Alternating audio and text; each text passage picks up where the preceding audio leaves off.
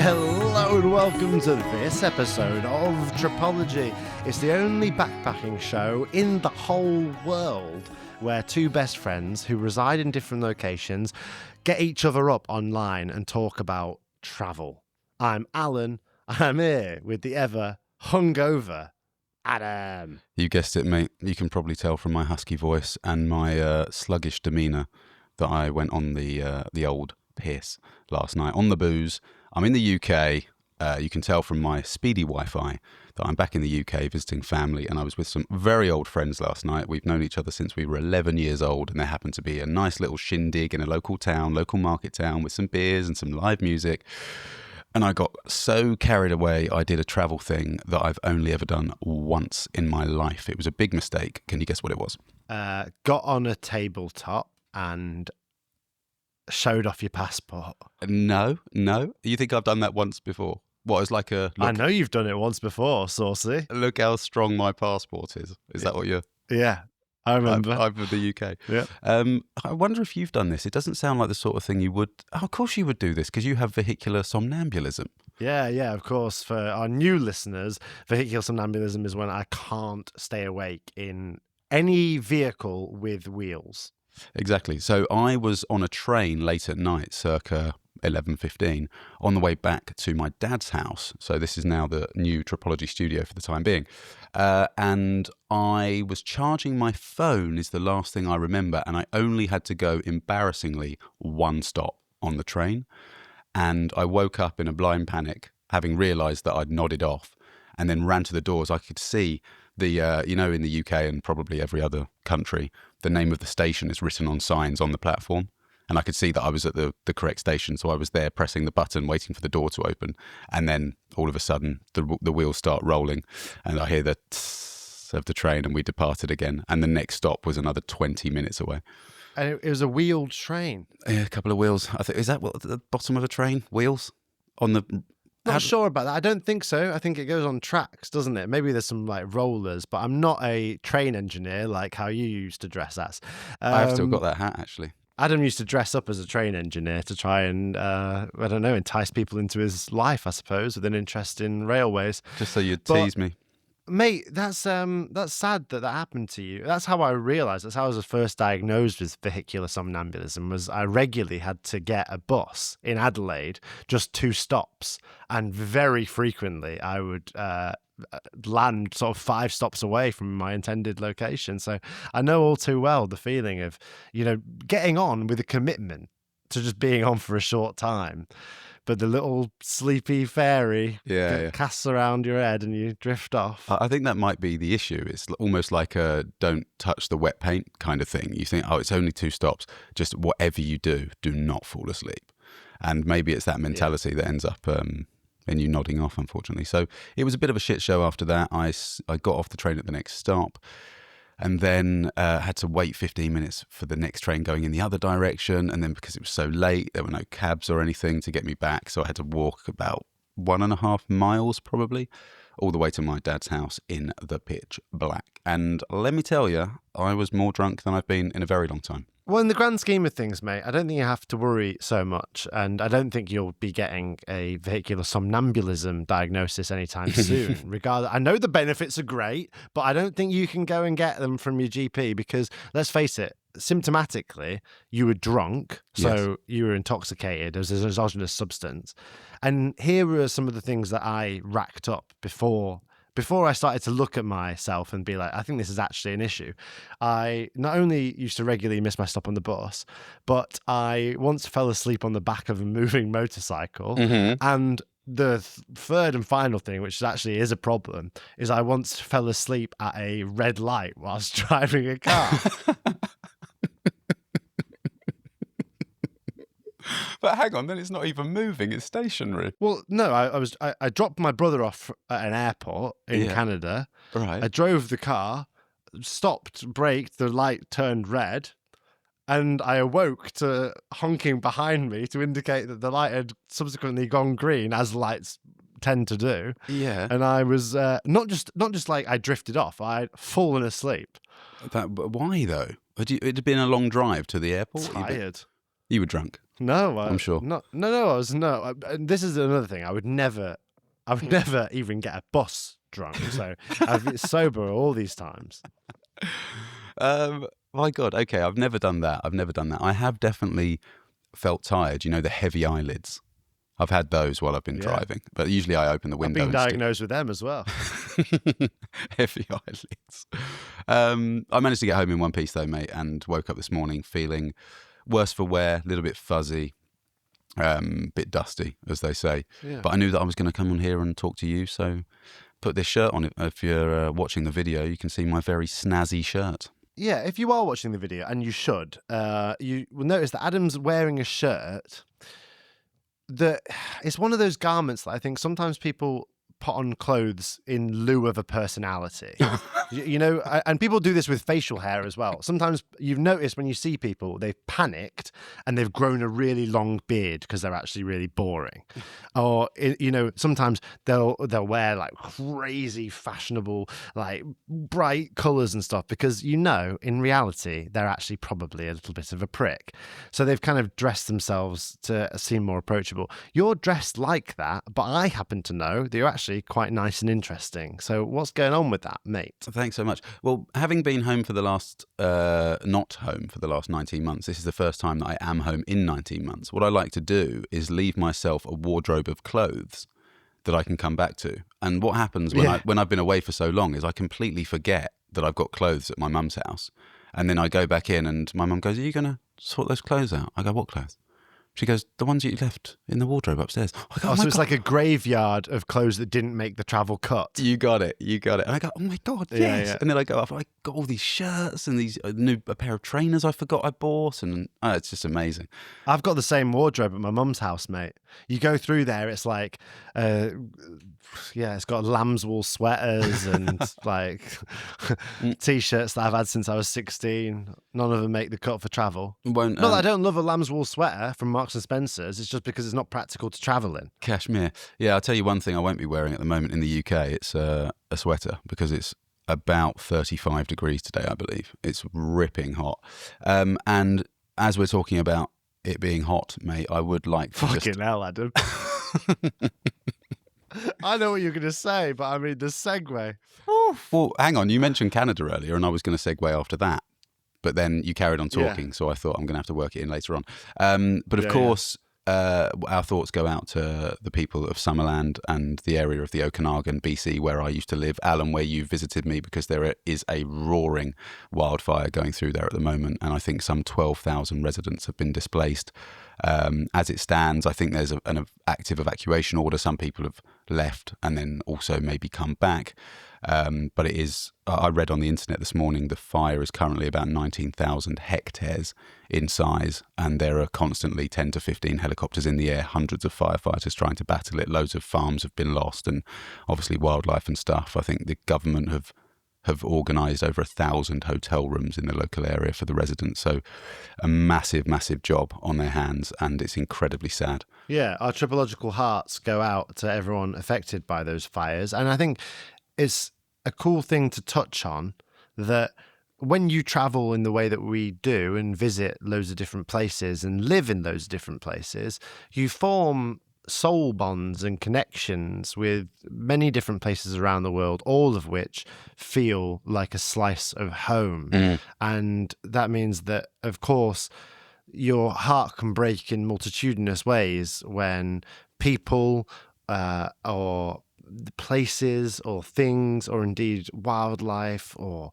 topographies or anything in those little slices of home become affected in such a negative way. And that's somewhere which is incredibly dear to you and indeed a slice of home for you, and by proxy tripology. It's really sad to see that happen. So yeah, it's quite curious actually, the decision to live there, because I actively chose not to live there as a direct result of the fires.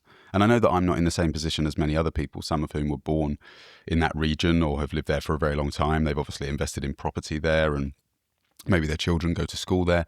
But it's called the Okanagan Valley and colloquially referred to as Smokanagan because of how many fires there are. It's probably at this point, on average, at least once every 3 years. It might even be once every 2. There are big fires every single summer that just affect the quality of life. And it's really difficult to explain to people what it's like to live in those conditions if you've got no concept of living in, an environment where there are wildfires. I mean, the sky goes grey, the sun is blocked out, everything smells like smoke. It obviously affects farming and agriculture. People don't want to go outside. Ash is falling on the cars. It's awful. It's really, really awful. So I took the decision to not live there anymore. It's kind of like Tornado Valley. These weather systems, they come through and destroy homes every single year. I do sometimes think to myself, why do these people choose to live there? Do they not have another option? Well, I mean, it's a luxury that you have, of course, where you can decide where to live. I felt the same thing when I was in Cebu, and there was that there was a typhoon there, and subsequently a bunch of flooding, and like, it was scary, that typhoon. But what a crazy thing in the grand scheme of things that I could just get on a plane the next day and leave.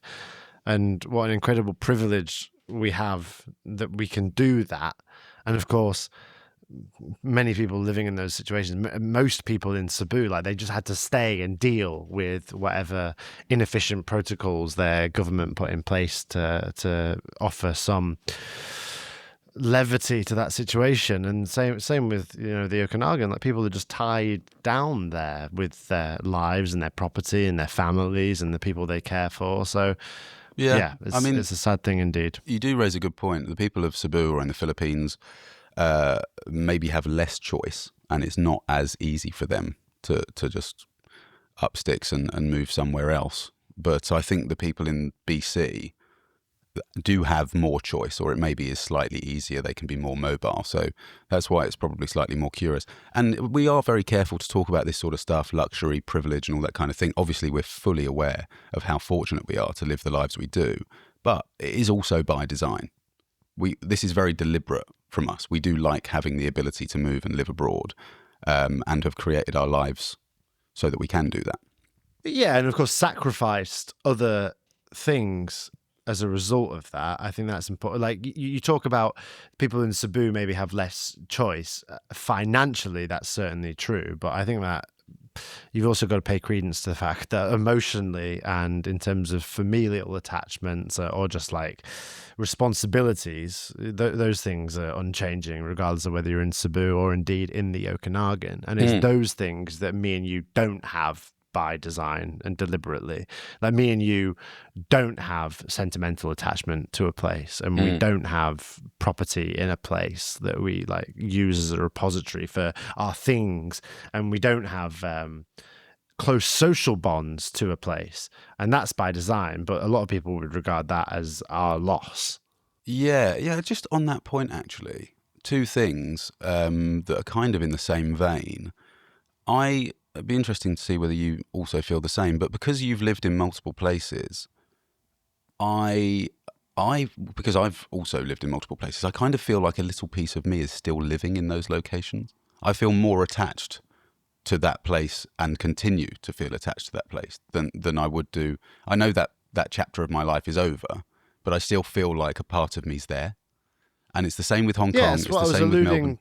Yeah, go on. That's what I was alluding to before when I was talking about like a slice of you is in that place. And absolutely, like, everywhere that I've lived has a little special place in my heart in perpetuity, to the point where you spend a year somewhere, you really feel an allegiance to it. There's a little piece of me that will always be in Siargao or in Edmonton or in Auckland or Adelaide.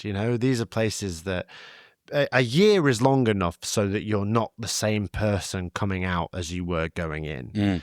A year is long enough that you've got a couple more fine lines, you've got a couple more thoughts, you've got a couple of new perspectives, a couple of new lifelong friends, and things have changed. Like, you've lost and gained connections with people in the time it takes to arrive and leave a place like that. So of course, like, you'll think back to those types of your life with some nostalgic sense, and that's what missing a place is. Yeah, yeah. The other thing that I seem to develop is sort of an affinity or an attachment to a place before I've been there.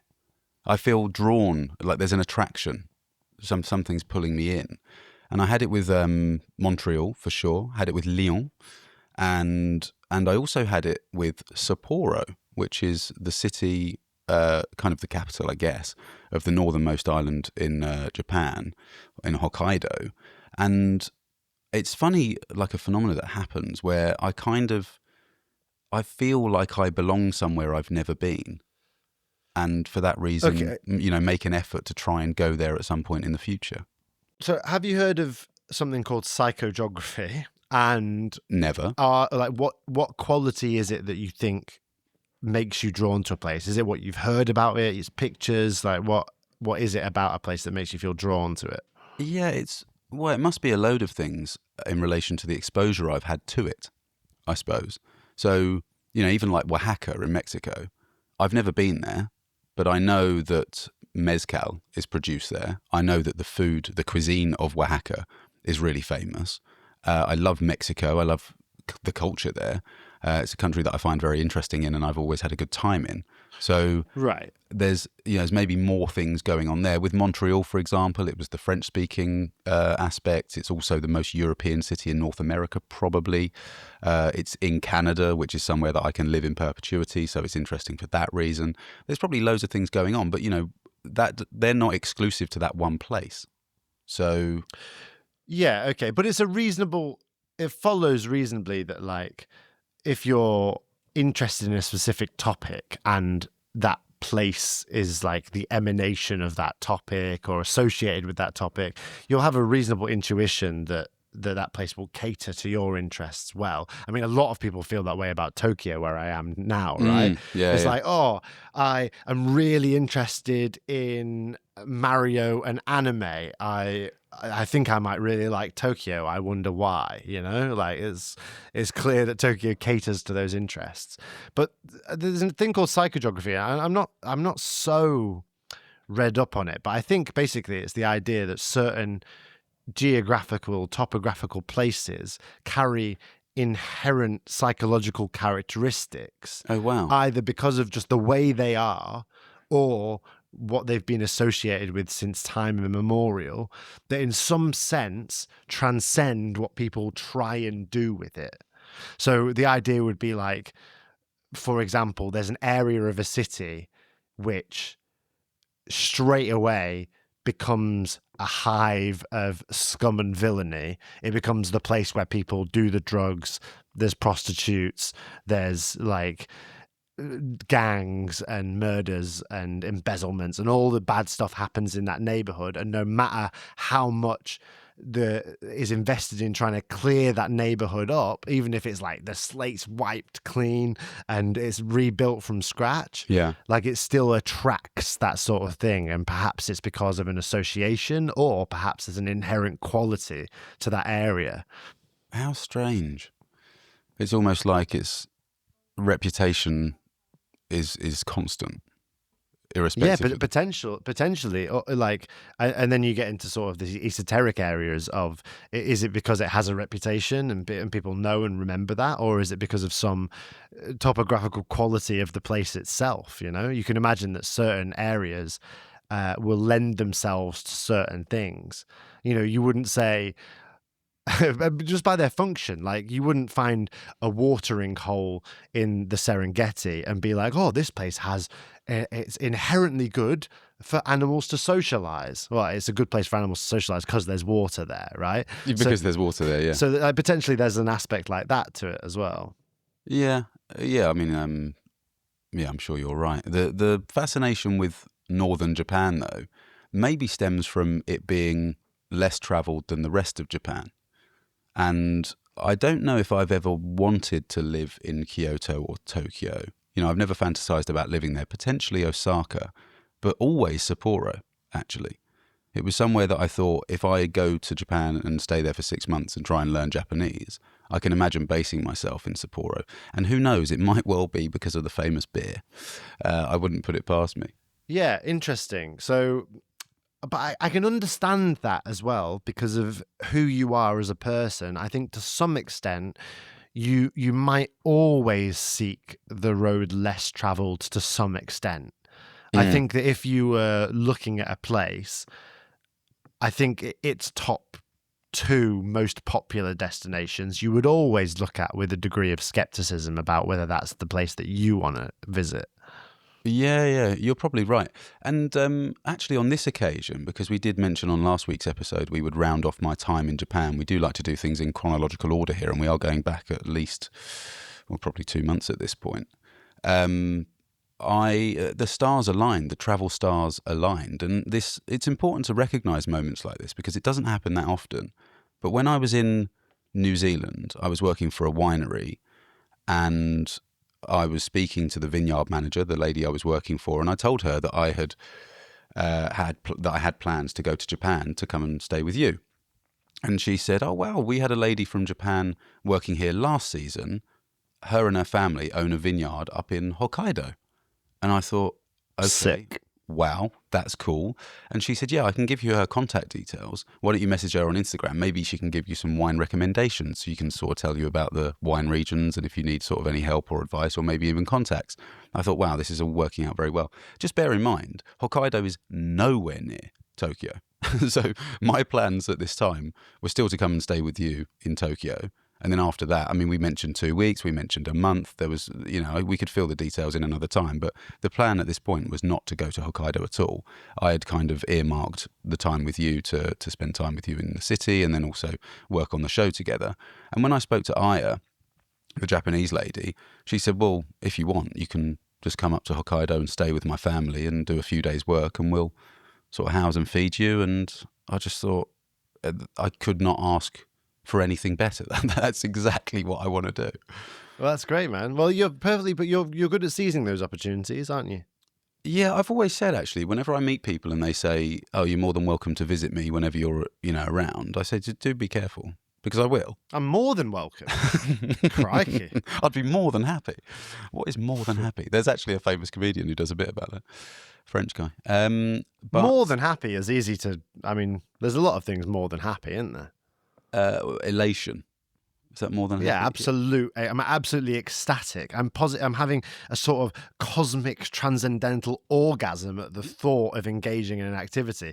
That is more than happy. Yeah, it is. Happiness pales in comparison to that kind of ecstasy. It's what we can aspire to be. But yeah, so that was kind of the whole focus behind my trip after you, mate. I thought, well, this is great. I can still work in the whole wine thing.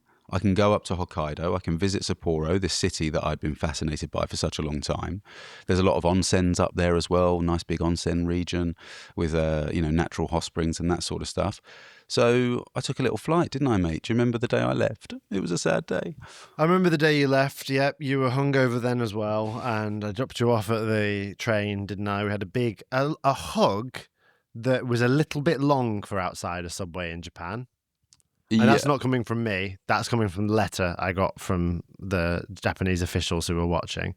Oh, yeah, it was socially unacceptable. Public displays of affection outside the subway. But I remember it was emotional. And but I've not really heard about your time after that hug.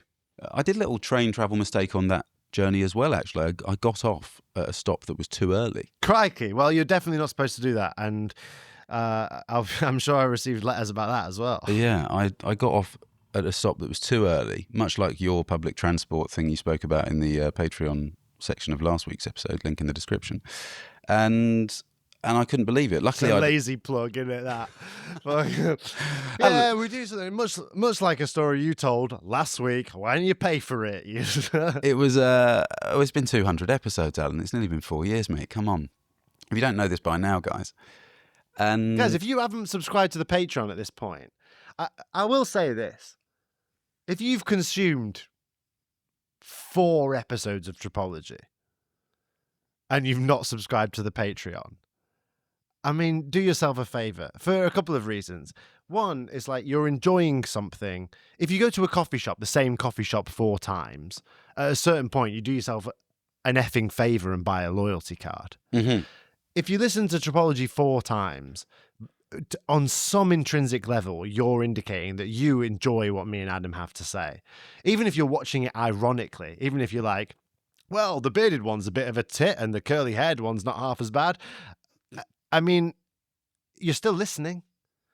Go over to Patreon. We have interesting conversations at the end of the show every week. The theme music plays, and then we talk a whole lot of nonsense. I sometimes go off on a big rant. Adam sometimes takes his top off. It's insane over there, and you're missing out on it. It's the cost of a cantaloupe melon. That's the correct way to do it. I'm so glad you're not hungover.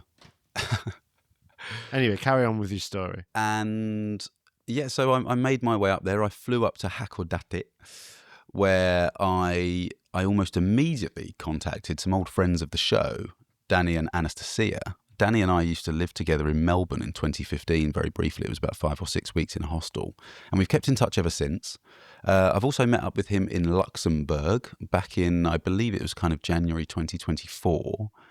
And he happened to be on some huge world tour with his wife, like an extended honeymoon of sorts. And they were doing like 11 or 12 months around the world. And we were going to see each other in the Philippines. Couldn't nail that down. There was other talks about somewhere else in Asia. And then we decided on Japan. So it just all worked out so well. I mean, literally a day either side, we wouldn't have caught each other. So we were incredibly lucky. We spent the evening walking around Hakodate Harbour, very famous for seafood. Lots of amazing food there, of course. I think uni is very famous. That's sea urchin. And scallops as well. And we just spent a lovely time catching up. I took them to an izakaya. I was doing all the ordering, mate. You would have been so proud. We were there getting on the beers, getting on the yakitori. You got pretty sick of yakitori after the first 8 times that we had it in consecutive days. Yeah, I find izakayas to be a bit of an intimidating experience for a number of reasons, and several of which I want to discuss with you in detail. And they're so derailing my opinions about izakayas that I think they can't possibly be appropriate for this episode. So I think maybe in the next episode of Tripology, I want to tell you all about exactly what I think about izakayas in Japan, and so people can tune in next week for that. But it is nice, isn't it, when you see someone who you've not seen in a long time? Yeah. Was it one of those things where you looked at them and they looked at you and they were like, Christ, the years haven't been kind to us? Or was it one of those times where it was like nothing had changed? Nothing had changed. Nothing had changed at all. And, you know, Dan and I, we send voice messages back to each other every now and again. And, you know, it might take us a few days or a few weeks to get a response together. But that's totally fine. And I think when you meet people when you're traveling, you never really lose that. I feel like you probably connect in a way that you can't connect with people you went to school with or people you maybe meet at work. It's because you're obviously, I know you've said this actually at the very beginning of Tripology. I think you said words to this effect, that you have something in common. You've obviously, I think you were talking about La Paz. You said, I think... Well, I use La Paz as an example. The exact quote, and I've used it several times, is like, this is the way travel used to be. And what I fell in love with about travel, and what I think many of us felt when we were first traveling, is by the very nature of the fact, when people are worried, like, am I going to make friends with this person? What if I don't find my tribe on the road? It's like, by the very nature, by the very fact that you've both ended up in a hostel in La Paz, you've got something in common with them. Yeah.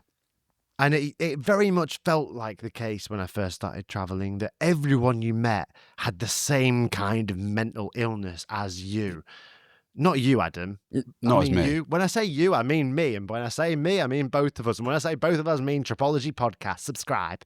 But the fact is, you were both you had that same thing. You both felt maddened and frustrated by the world as it were, and you both realised that you could seek something more effervescent and more lively and head off into the world, and by that same cascade of events, you found one another sitting, eating dulce de leche on toast in a hostel in South America, and that was a beautiful thing. Yeah. I will say, I think that experience is diluted in the modern age of travel. That's not to say it's not possible. That's not to say it's not possible to have that experience, but I think you have to look much harder for it. Because I think now, whereas it used to take a special kind of mental illness to propel you halfway across the world to an unknown hostel in the Paz, I think now ChatGPT can recommend that hostel to you. Mm. And I think that what the pandemic did was it made a lot of people en masse realize that there was something more to life than sitting behind a computer screen, which is a good thing. And I think the advent of AI, for example, and the propagation of the internet has made it really easy for people to find the hidden gems, not as hidden gems anymore, but as absolutely excavated so that the cool, harsh daylight is right upon those gems. Those gems have been revealed unto the world to the point where now they're not hidden at all.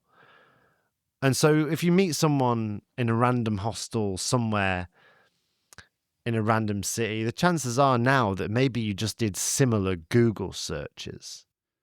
So it's certainly possible to meet people who have something in common with you traveling, but I think now you have to look harder for it.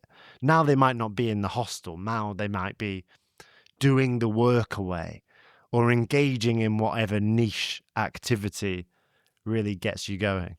Because I'll say it again, I've said it before and I'll say it 1,000 times. Travel as an activity,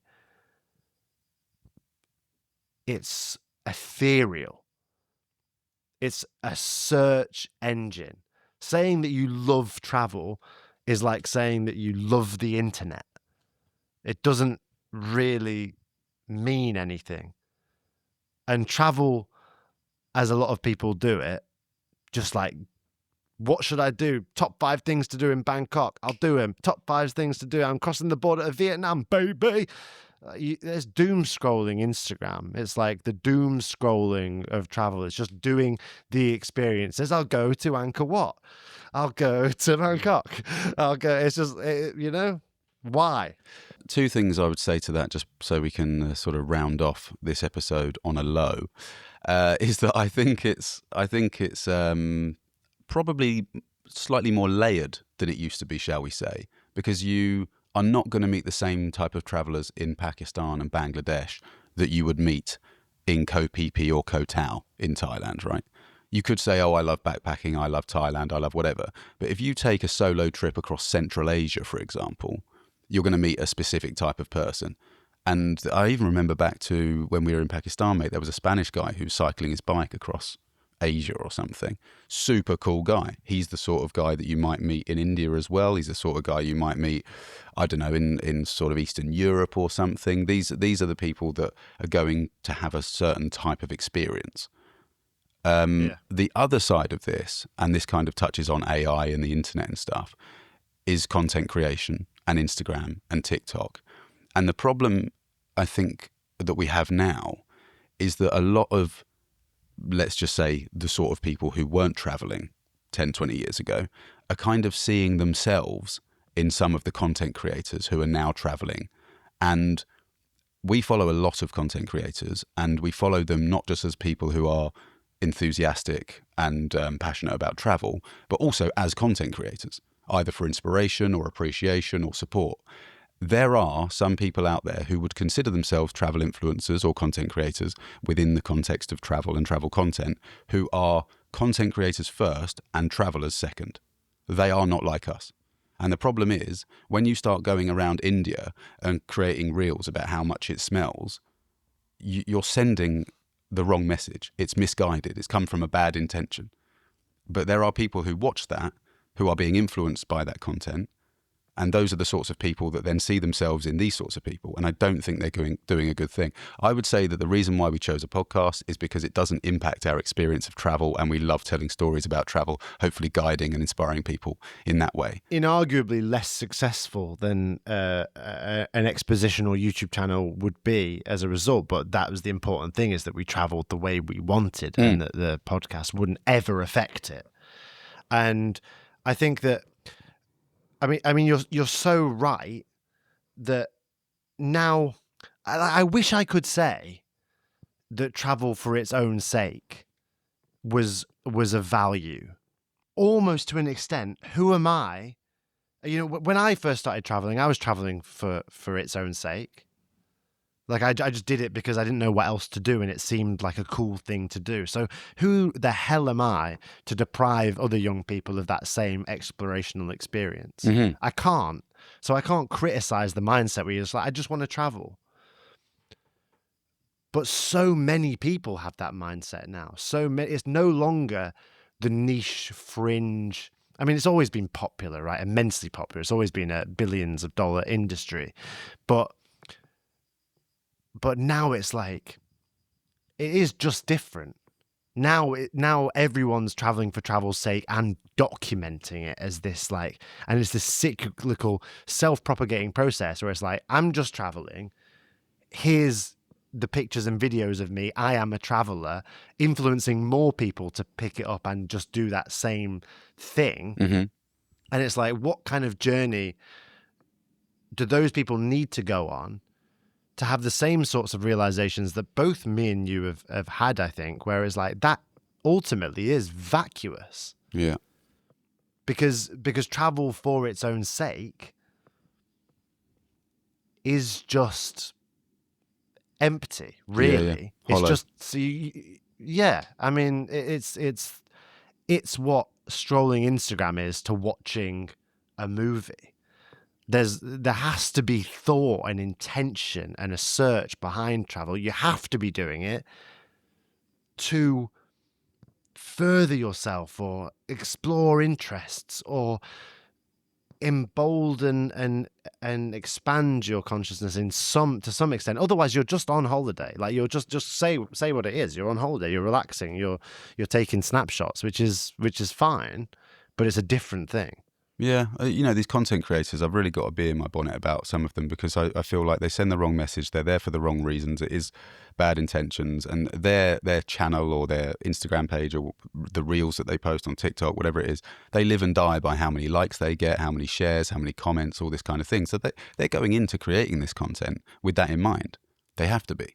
Their priority is not to have the most authentic, connected experience with the location they're in or the local people. They're not necessarily thinking about their impact. All they care about is their own objective of being kind of an influencer or famous online. And I think that a lot of the content is detrimental to the places that they go. It's at the expense of the local people, as opposed to celebrating them for why they're different or, being coming at it from a positive angle. So you do have to be a little bit careful. And the problem is when you've got people back home, either in Europe or in North America or Australia or New Zealand, whatever, whoever's consuming this content, they then have a preconceived idea of places like India, where, of course, it's easy to go viral. If you've got, in Japan, it's another one, to make fun of what happened, all the customs in Japan. But it's so cheap. It's so cheap. And that's not what travel's about at all. I think it's like, it's lost so much of what I love about it, man. And in the same way, and it's so difficult to not just appear as nostalgic for another era, but I think the same thing happens to everything. I think the same thing happened to music. For sure. Probably film. I think cinema. it happened before we came up, and it's got even worse over time. But the reality is, the music that was being made in the 60s and 70s was more authentic and real than the music that's being made now, because it's been commercialized and got. Well, it's formulaic. Exactly. And the same's happened in the film industry, right? It's like they know what sells, and so they just spin that out again and again and again. Mm-hmm. And now with travel, you're right. It's just like, this is the kind of travel that keeps the economy going. Yeah, and maybe something else that people don't realise, that the money that's being pumped into these content creators, they're getting funded for either being sponsored by or advertising certain companies, which means that those companies who are sponsoring them have to have a marketing budget. So they're already going to be fairly decent-sized companies, and they're commodifying things like backpacking trips, and you can do 3 weeks in Colombia and all this sort of stuff. I mean, in all honesty, would I recommend you spend $4,000 on 3 weeks in Colombia and you've got to pay for your flights in and flights out and insurance on top of that? No, I wouldn't. So don't. Your money can go so much further. It's It's tough, man. It's tough to not sound like a kind of gatekeeper. We don't own travel. We don't own backpacking. We're fully aware of that. But I wish that the people that were promoting travel and backpacking who are online, who do have huge audiences and a lot of sway, I don't think they always realise the impact of the content they put out there. I don't know. Maybe we've fallen victim to that kind of stuff in the past when we were trying a few things out. It's important, a little disclaimer that there are trends, there are algorithms. You don't always know exactly what you want to do. But maybe it has to be a full circle thing. Maybe these content creators, either they have just got the blinkers on and they've got no idea and they never will have any idea that what they're doing could be damaging to local communities. Or maybe they will. Maybe in a couple of years or even in 10 years or 20 years, whether they're successful or not, they'll look back and go, I don't know if I was completely proud of that, actually. The thing is, mate, that I've just realised is a lot of the younger content creators are coming into travel when social media already is really well established. So some people are going away already knowing how to produce good content on Instagram with drones, with, whatever, create vlogs. Whereas none of that existed really. Social media existed. There was still Facebook and Instagram when we first went traveling. But the job of a content creator, I don't think was really a thing. Of course, there were YouTubers and stuff. But now it just seems like, I don't know, like it's a fairly attractive and lucrative career that a lot of people are happy to try out, and whether they're just documenting their own stuff and then they become famous, or whether they go in with an objective to try and be a content creator, it's just a very different landscape nowadays. Yeah, it's almost become an obligatory thing that people try their hand at when they, in the same breath as deciding that they'd like to go traveling. It's kind of like, well, how can I commodify that? And I think that perhaps that shouldn't be the first thought. But Adam, that was a fruitful conversation. I'm excited to hear more about what you did in Hokkaido and up north, but we'll have to leave that for the Patreon section. Because, we have to commodify this little thing, don't we? Everyone's got to commodify something. We'll see you all there. Subscribe, and I'm looking forward to having that conversation with you over there. Cheers, guys. Let us know your thoughts. All the best. Bye-bye.